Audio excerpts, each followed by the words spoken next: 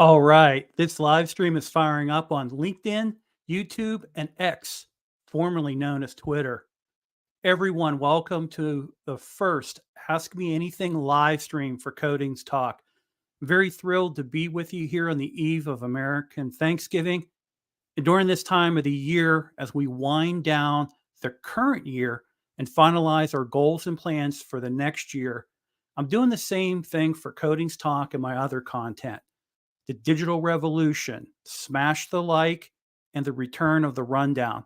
Now, stay tuned for additional details and updates on my entire catalog of content coming in 2024.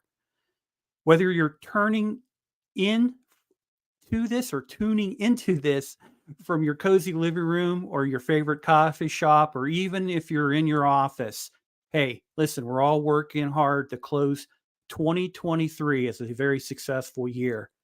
I'm ready to dive into your questions. Well, I hope for that and greatly appreciate the questions and comments during this live broadcast. I did pre-announce this stream and advised that emailing me questions would be perfect, and which I happily received over a dozen plus emails and comments with questions as well that I'll cover in addition to any live comments or questions that come during the stream and during our conversation today. Now, before I get into everything, let me say that this live broadcast and all content and materials produced and distributed by Codings Talk and myself does not represent or reflect any positions or opinions of Axo Nobel International. All right, let's move on. Please support this live broadcast and the content I produce and publish for Codings Talk. Now, I've set up an affiliate program at coffeebrandcoffee.com, and I highly encourage you after this live stream to go to coffeebrandcoffee.com. And if you use a checkout code, Codings Talk, if you use that, you can save 10% or more. And there's a lot of specials going on right now with coffeebrandcoffee.com. Gift boxes, specials on tea, coffee, and more. So take advantage of any type of holiday buying and some discounts because we're at the Black Friday holiday time right now. And use that promo code Codings Talk to get some additional discounts and then also to help out this broadcast. So I greatly appreciate that. All right. Okay, for those who might be wondering what an Ask Me Anything is, well, it's kind of like a digital town hall where you get an opportunity to ask me any question, whether it's about life, the universe, and everything. Now, that's a shout out to Douglas Adams and the Hitchhiker's Guide to the Galaxy, or more specific topics like coatings and corrosion topics, industry trends, or how to grow your professional brand as a subject matter expert, or becoming a content creator focused on the global coatings and corrosion industries. Well, I'm ready to answer those questions for you. So please fire away, enter your comments and questions in the chat, and let's embark on this delightful journey of curiosity, knowledge, and maybe a few unexpected twists. And remember, there are no silly questions here, only opportunities for learning. So let's make this Ask Me Anything a memorable session. Comments and questions submitted to me via mailbox will not be in any order during the streams as they were received in my inbox. We already have someone posting coatings. That's a great topic. So let's go ahead into the first question that one of the first questions I thought was real interesting is during 2023, where were the top trends in the global protective coatings industry? And this is actually research that I had done at the beginning of the year, going into the year, but also during the year as we really looked at, what are some of the hot trends? What are the buzzwords out there? What are some of the articles that are being written in various different trade magazines globally? The first is an increasing demand for high performance coatings. Industries such as automotive, aerospace, and industrial equipment, they were the top in demand industries for coatings that could withstand harsh conditions, they could resist chemicals, and provide long-lasting protection. So high-performance coatings have consistently been gaining in popularity, because a lot of engineers that work on coding specifications and also owners are highly requiring better durability and reliability. The next trend was focus on sustainable and eco-friendly coatings. Now, environmental consciousness is still driving the adoption of sustainable protective coatings, and manufacturers globally are still developing and releasing eco-friendly alternatives that minimize VOCs and address environmental regulations and really massive governmental credits and funding. The next is technology advancements.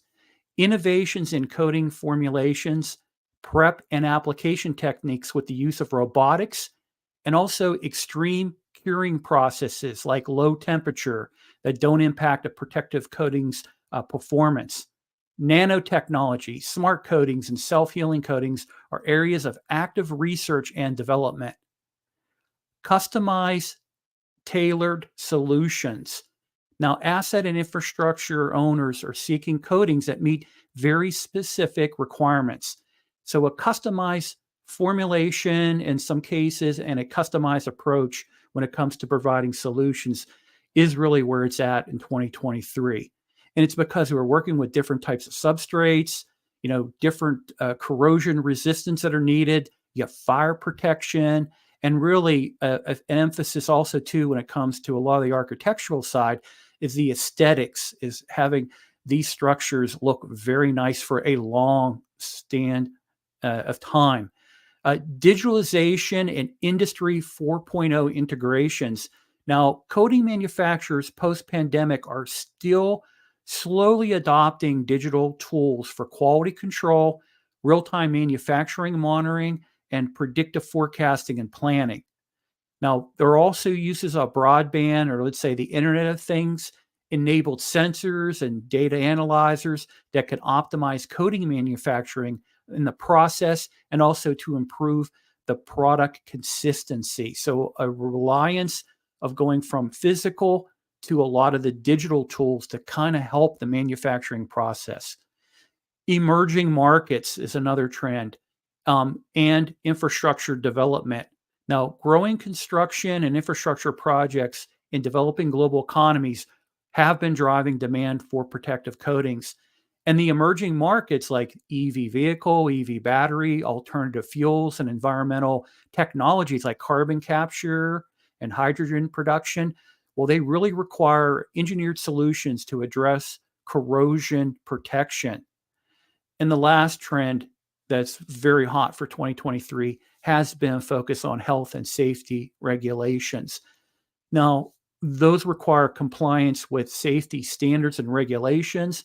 And for example, low VOC coatings, hazardous material-free options, and coatings with minimal health risk are still gaining prominence out there. And to sum up all this, the protective coatings industry continues to evolve to meet the diverse requirements and balance between performance and sustainability and embrace technological advancements. So let's go to the next question. And this one is, what are your thoughts on career pathways for industrial painters in North America? And what I wanted to use for this, because this is a question I do get from time to time, is we are having a challenge right now, not only in really finding and keeping and growing our industrial painting painters base, the surface preparation, craft workers, the coating application, craft workers, and I'm talking specifically in North America. We're having a difficulty with that. I think as industry professionals, we need to do a better job in the coatings industry to really sell the value of a career. And I'm talking about not only as a craft worker, but also too as a professional. Most everyone, like myself, that works in and around this industry, same thing for the corrosion industry. Most of the time, we get told you're now a corrosion person, you're now a coatings person. We don't grow up and we want to become a coatings person or professional or corrosion professional unless our parents own a company. They're either a contractor or a provider when it comes to CP or other types of services. That being said, we need to do better. We need to cultivate and really kind of grow that younger generation to take over, as myself and many maybe of you are watching as we're aging. We're going to be stepping to the side and opening up the door for a new generation. So what I wanted to do, and this is going to be something, I found this. It's still active on the site, and it goes back to the time frame of the SSPC had career pathways related to applicators, the blasters, the applicators, and then also for inspection as well. Well, this particular graphs I'll show you, uh, you have to take this and look at it, that this stuff has been modified. You've had the merger between SSPC, NACE, now AMP. So a lot of this stuff has been kind of merged together in some areas, and also too, it's been adjusted, modified to the new AMP format, form, features, and functions, and things like that. But there is career pathways. And I think this representation, when it comes to really kind of educating a younger generation who is looking to get into industrial painting, this is a good way to show them that they can go from literally, let's say, starting off in training, going through apprenticeship, if you want to term it that way. And as they go through their journey, they have the opportunity to earn other certifications, which now opens the door and opportunity for them to really advance themselves, to make family sustainable wages, and not to incur hundreds of thousands of dollars of debt because they've gone to college. And I'm not knocking people who go to college, who have gone to college. Everyone has to walk whatever path that they determine is for them. And that's important. That's important to me. I think that's important to everyone watching us right now. But there are career paths, and the industry really needs. And I think AMP, from talking with staff, and I was former staff and also legacy SSPC, I know there is an emphasis and a focus on this. The trade union, this is something that they strive and talk with a lot of people who are coming into apprenticeship and everything like that. Even a lot of the contractors, the major contractors are out there. They are really kind of showcasing, listen, here's an opportunity for you.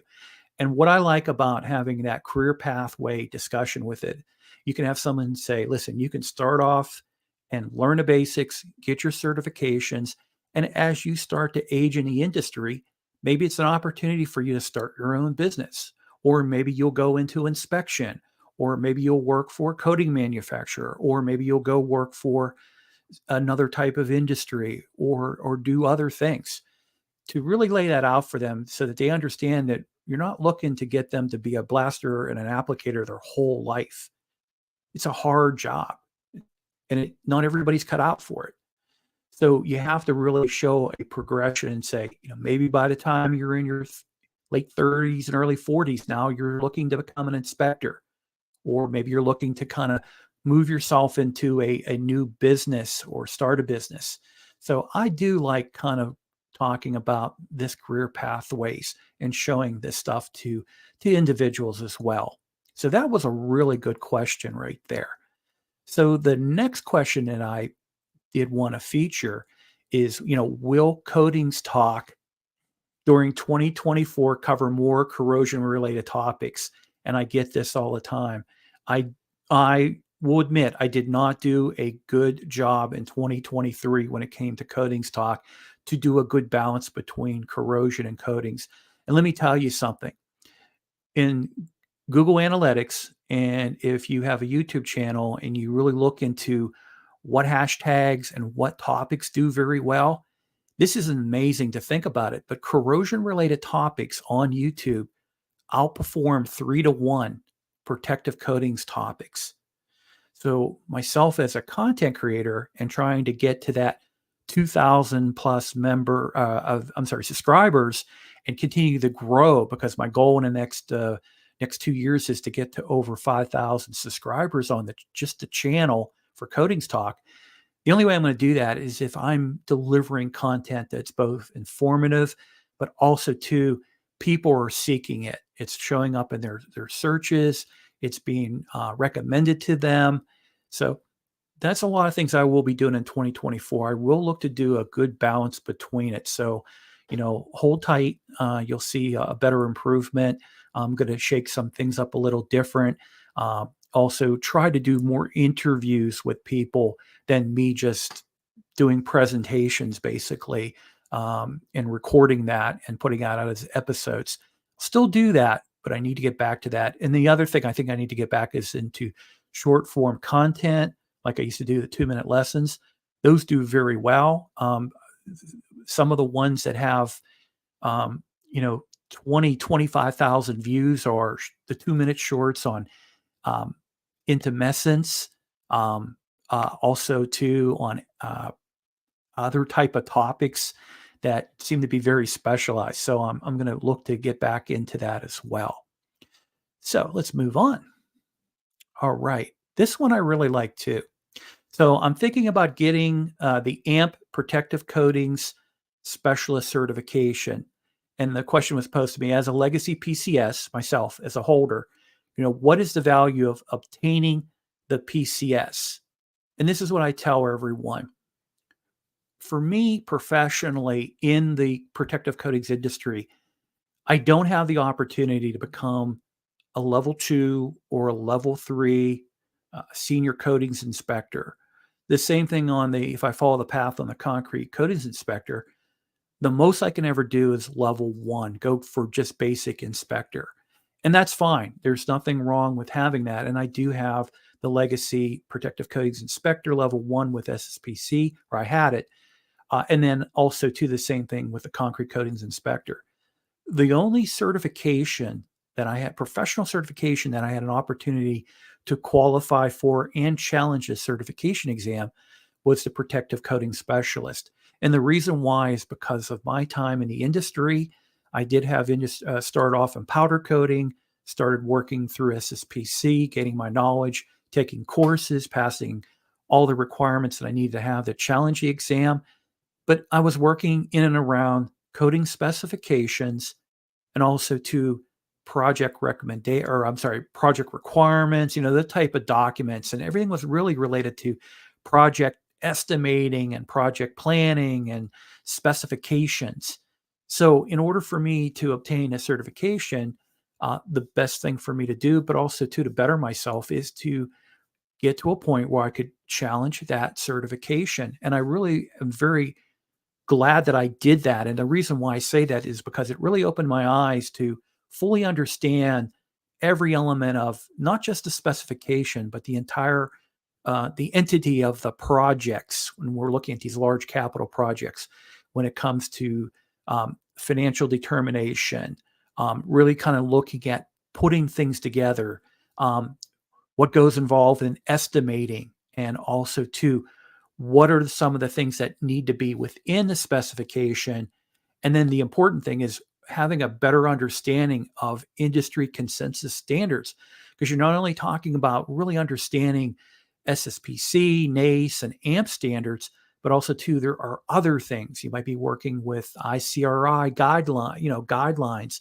There might be other type of industries, related industries that have guidelines or specifications, or whatever type of technical documents. So it really did kind of help prepare me to fully appreciate and understand that.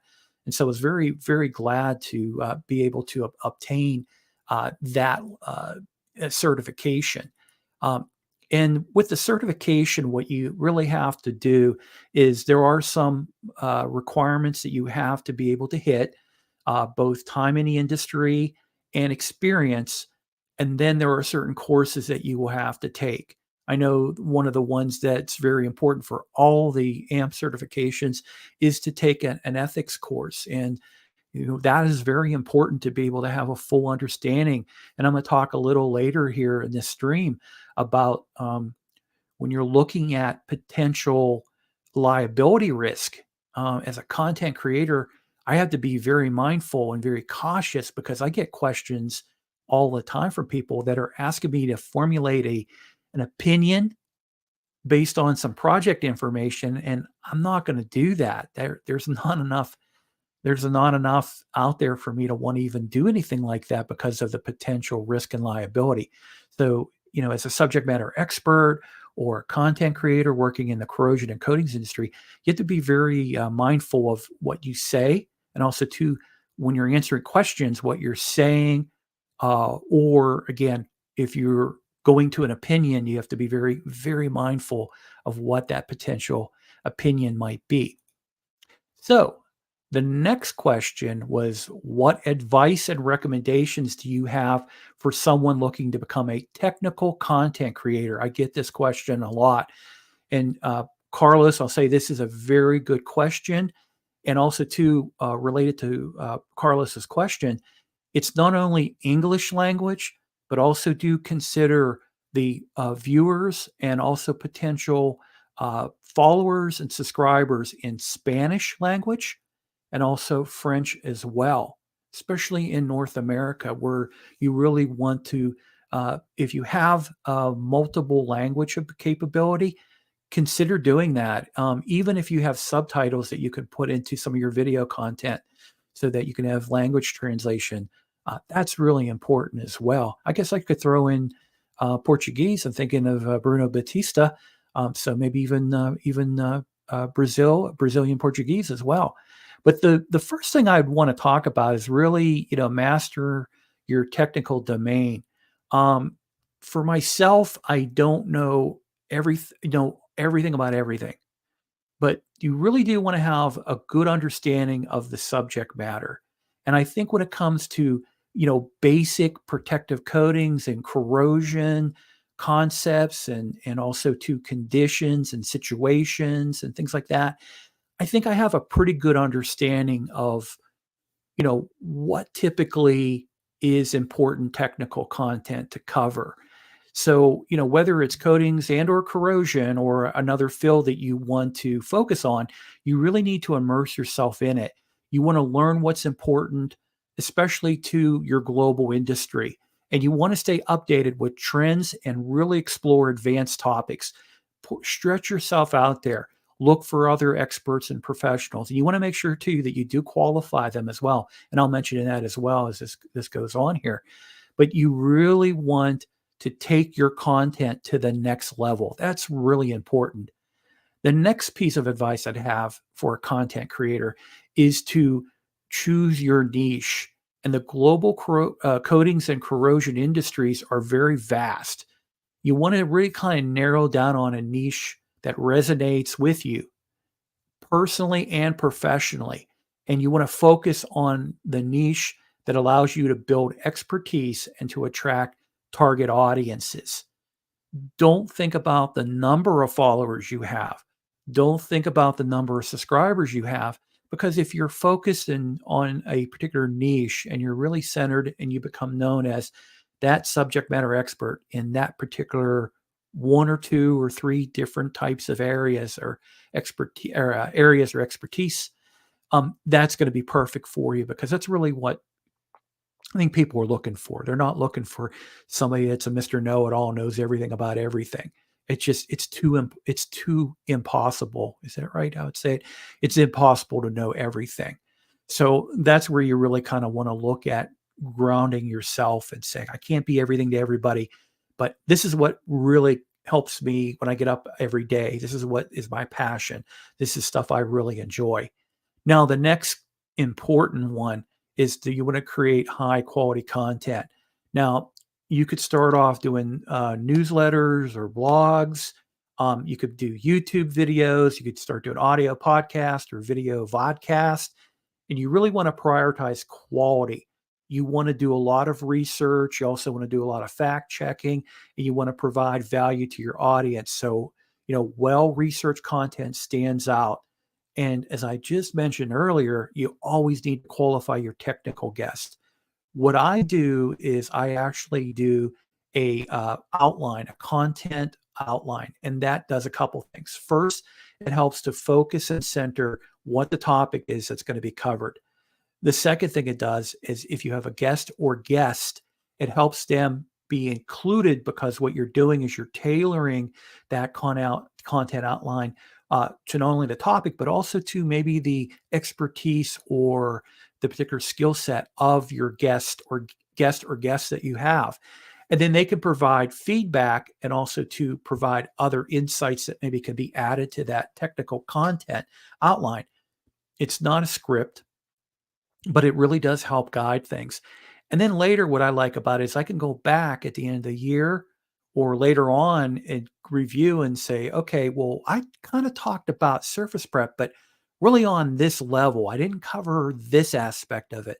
So now that gives me an opportunity to say, okay, surface prep, you might be able to do a half dozen or a dozen different episodes of content for it. And if you have those outlines, you can go back and say, okay, well, I kind of talked about this, that, and this other thing, but I didn't talk about these three other things or four other things. So think about it that way as well. Now, you want to build a portfolio. You want to showcase your work. Now, you could create a personal website or just simply do a blog. Or what a lot of people have been doing is taking advantage of LinkedIn. You have a streaming capability to do, like we are right now, a live broadcast. You have the ability to do a newsletter. I think I have over maybe close or over 3,000 subscribers to my newsletter, the Codings Talk Insights or Insight, excuse me. And then also too, when you do other types of posts and things like that. So, maybe you focus in on just like LinkedIn, or maybe you do create a website, or you belong to some type of a chat group, let's say an industry community and things like that. I recently started Codings Talk as a community group on LinkedIn. So, those are things you can do as well. And you really want to share your technical insights. You want to offer maybe tutorials or case studies that you're putting together or you're looking to create. Starting a YouTube channel is really easy. And then a portfolio of your content, it really kind of demonstrates your expertise to others in the industry. The other thing is you can go back and you can look at metrics. You can look at, if you're just using LinkedIn, you can look at the metrics when it comes to views. And then also to, after this stream ends, well, this recording, others can watch it as well. So go back and look and see exactly how things are working for you and what are hot topics for you on a platform, what's not working. Same thing with the analytics on YouTube are incredible with YouTube Studio. And I mean, you can really, like I say, you can even search up terms and say, I was thinking about doing content on this topic. Search the hashtag. If there is a hashtag, take a look at really kind of how it ranks and also how many views it has. Does it have 1 million views or a couple hundred views? And that can really help fine tune it as well. You need to collaborate and network. It's super critical to be connected with industry leaders, industry experts, and importantly, influencers. You want to collaborate on content, on post, and create content by conducting interviews. Those are real easy ways to create content. That's kind of how I started out, was just picking a topic, finding somebody in that industry and just picking their brain and interview them and get to know them. In fact, I used to laugh all the time. People were very concerned if they work for a company, they didn't want to talk too much about their company, their product or service. And then later I would get comments from people saying, hey, that was a great interview with so-and-so. I wish he would have talked more about his products or talked about she would have talked about her services and things like that. So it is kind of funny in a way that a lot of times when you do interviews, you're concerned about commercialization or, doing an infomercial, but a lot of times people do want to know a little bit more about that guest, especially what company maybe they represent, product line or services and things like that. Now, networking does help really kind of help expand your reach, and it does open you to new opportunities for content. And I think that's the evolution that I had, is that I went from doing Global Topic, which was kind of the precursor of Codings Talk. And that was right before going into the pandemic. And then with some pressure, okay, look to do other content. So I did Build Out, which dealt with professional development type of topics and things like that. And then once I retired, Build Out, Codings Talk became a thing.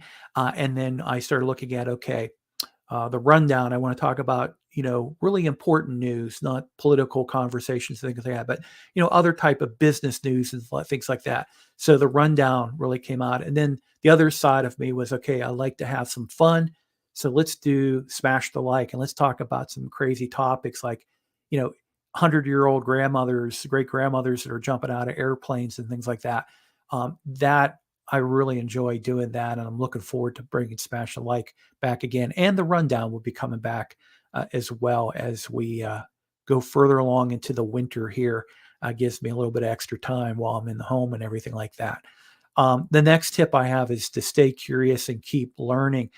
Coatings and corrosion industry, they're rapidly evolving. I mean, we're not talking about, what might have taken years in the past for products and other types of things. We're talking about year after year. I mean, we're seeing advancements in robotics.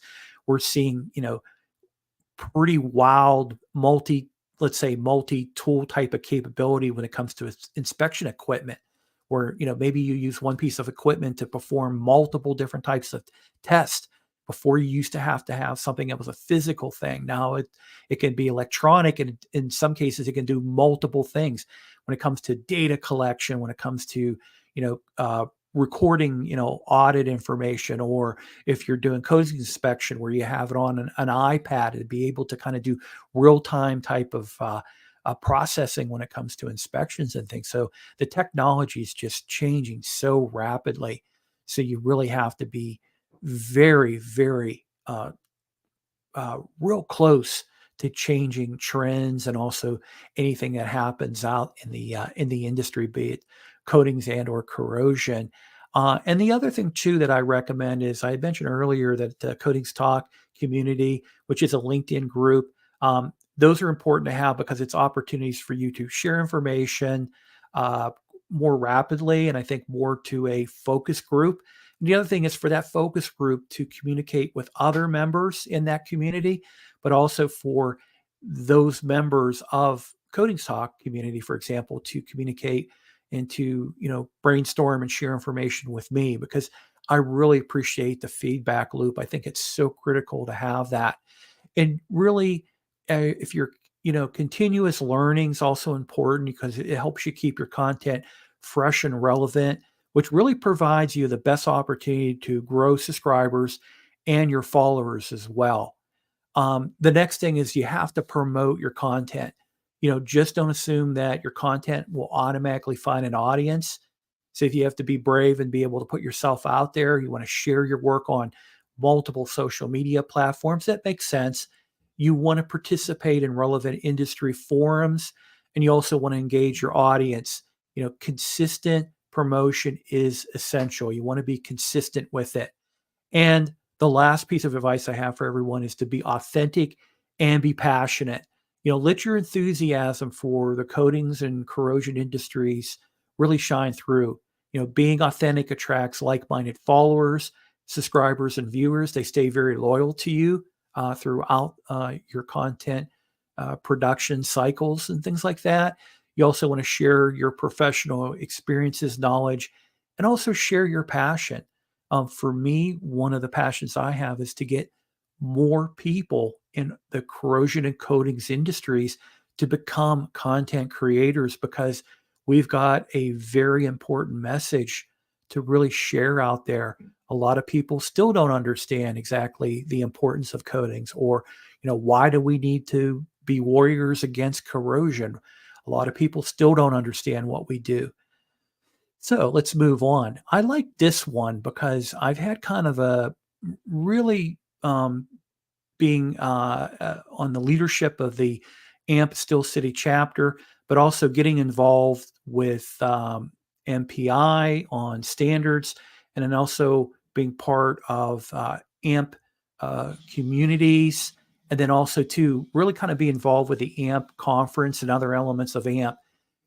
What are my thoughts about AMP?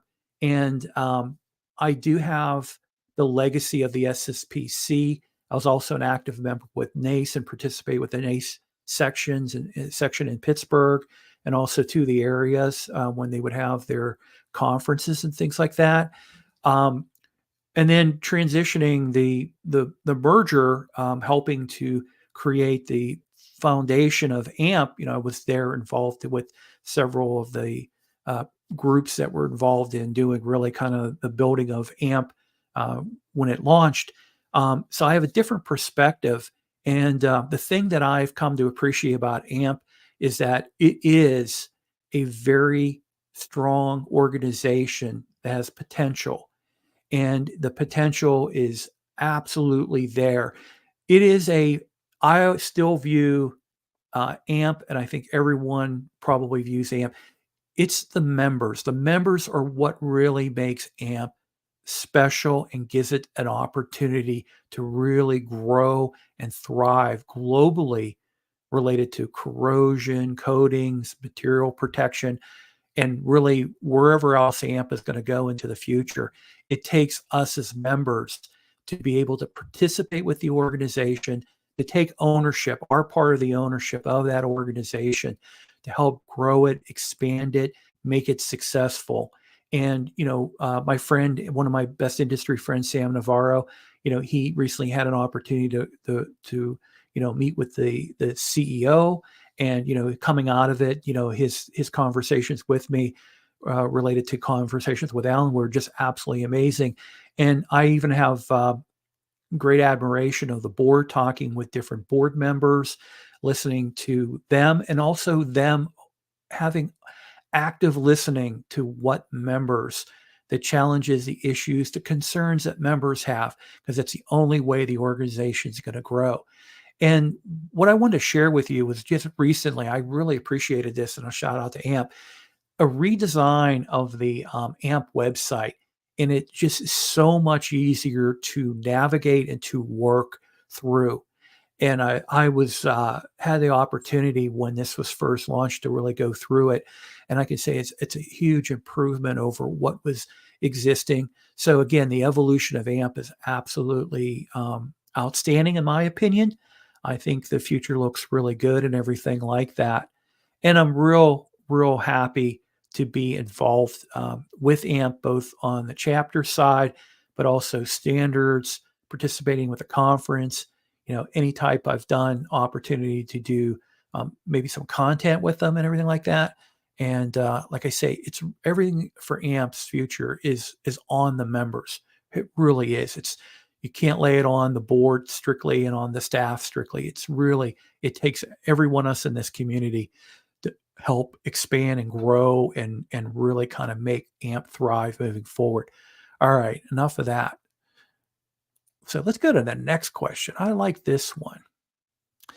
Before I get into it, what I wanted to talk about, the next three questions that I'm going to cover are kind of technical questions, but they're not the type of technical questions, in my opinion. I think you'll see it. They're pretty basic type of things that are industry best practices, consensus type of opinions and discussion that we can have on these questions. But what I wanted to do before I cover this is there are different questions that I get when it comes to technical questions that I receive. And the majority of technical questions that come my way can really be addressed by citing industry best practices, industry resources, or industry consensus, areas of consensus from the industry. And that's both corrosion and coatings as well. Now, on a monthly basis, there are a few questions that I get that what I'll call, they're asking for a technical decision or professional opinion on specific project work or inspection situations, assessments, or interpretations of technical documents, maybe even testing analysis and things like that. Now, as a principal, I review these as potentially liability triggering questions. And I might, in some cases, cite industry resources and sources to say, hey, check this out. And maybe it's a case study on that particular topic. Or maybe it's a resource that's an industry resource that addresses that particular question or situation they may have. And a lot of times I do have people get very frustrated with me because I won't provide a professional call or opinion. Now, liability risks are huge in both the coatings and corrosion industries. And as a content creator or a subject matter expert, you really have to avoid questions that are posted to you that will potentially place you in an adverse liability situation. Even with professional liability insurance, you might find yourself underprotected because of your opinion.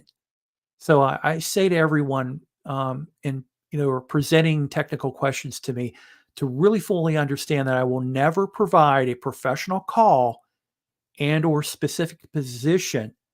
And I'm not a level 3 or a senior coatings inspector. And based on my current career path, I will never have that opportunity to achieve full certification as an inspector. Um, but also too, I have to be very mindful, and you do too. So if you're looking to be a subject matter expert or content creator, be very careful of liability, potential liability traps that you could get yourself into. So this question, I do have gotten this, and actually I've had in third parties inspectors call me up and yell at me for my position on this. But to me, this is industry consensus, I think. And you can disagree with me, and please, if you do, just cite me how I'm wrong. The second thing also too is industry best practice, I think. Um, the question one of the questions I got was, on occasion, I have contracted third-party coatings inspectors that push back against our corporate requirement for an inspection plan. In this scenario, is that they require the contractor to provide a work plan. They also want the inspector to provide. It's in the contract. It's in when the award's done. It says in there, you have to provide an inspection plan prior to the start of the project work. So the question is it reasonable to ask for an inspection plan? In my opinion, and I believe in the opinion is a consensus for the industry, that whatever the owner wants, if you bid on it and you awarded that contract, you shouldn't go and say, I don't have to give this to you because I'm a senior coatings inspector. You need to fulfill what you committed to.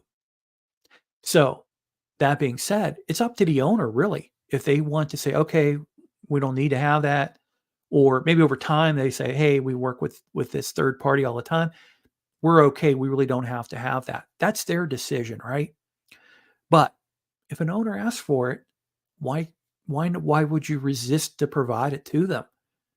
If you're going to be working with the contractor to do quality assurance, they have their work plan.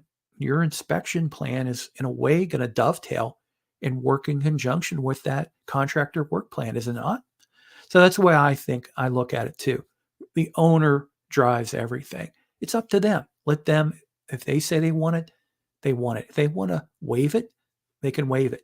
Now, as everyone knows, when it comes to a work plan or inspection plan, the owners, either the owner or the agent on behalf of the owner, they will review and they will accept the work plan or an inspection plan. They're not going to technically approve it. So also keep that in mind as well, because you're looking for the owner to accept your plan. Okay. The next one. Can you share? Oh, wait, what did I do here? Maybe I skipped. I skipped. Here we go. Sorry about that. I skipped. Can you share some best practices related to coding specifications? I really like this, and I've had opportunity to do past conversations on this and discussions and things like that. So for me, I really stress a well-written, thoroughly thought over, a really clear and concise coding specification. No cutting and pasting and things like that, but really kind of writing it out and have it being very, you want to leave it where you've got contractors that really know how to do their work. If you're hiring the right contractor, they know how to do their work. They're going to bring best practices and also to really kind of follow that specification and add a lot of value to it. So let them do, the means and methods and things like that. Same thing with the coatings inspector. So, avoid the prescriptive and just you make it kind of a guidance specification. This is what you're looking for. This is the goals. This is really what you're looking for. You're citing standards, and also too, you want to be careful with citing standards because, I remember in the past, not more recently, but in the past, a good example was SSPCPA2, which, in the not too distant past, it was being revised all the time. And there was times where you might run across a specification where they actually list the version at that time. So you have to look at that. Are you saying you want them to use PA2 from that time, or the current iteration, the current approved version of what PA2 is? So really put a lot of thought into it, and just keep it relatively uh, uh, really kind of easy to work with, not too complex. Like I say, clear and concise and everything like that. So that's kind of where I come from when I come to specifications and things like that. So let's get into some of these questions. Let's see here. What's this one? Okay. Why do bubbles and or blisters occur with protective coatings applied over concrete substrates? This is a really great question. Bubbles and blisters and protective coatings on concrete can occur for numerous really reasons. The first is osmotic blistering, and osmosis is a process by which water, moisture molecules, they move through a semi-permeable membrane. In this occurrence, it would be the coating film. An osmotic blistering occurs when moisture accumulates within the coating film due to factors such as water-soluble salts, entrapped solvents, or thermal gradients. Now, the appearance of this is you're going to see dense and spotty blisters that form on the coating surface. Next is coating application over moisture. Now, when coatings are applied over surfaces with existing moisture, bubbles can form. And how the scenario kind of works out, if the coating dries too quickly or too slowly due to extreme temperature, gases, including air, may get entrapped, and it leads to blistering or bubbling. And related to concrete, concrete substrates, especially, or they can be very poor. They are very porous in some cases. They can release trapped gases during the curing process that cause bubbles within the coating itself. And then surface contaminations come to mind as well. Contaminations on the concrete surface, such as oils, grease, dust, can really interfere with coating adhesion, and you're going to have blisters and or bubbles that could form due to poor bonding between the coating and the concrete substrate. And this is where you have to really highly stress that proper surface preparation and cleaning are essential before applying the concrete coatings as well. And then the last thing I'll cover on this question is moisture vapor transmission. And moisture vapor can migrate from concrete substrates through into the coating film. Now, if the coating is impermeable to moisture vapor, pressure can build up, leading to blistering.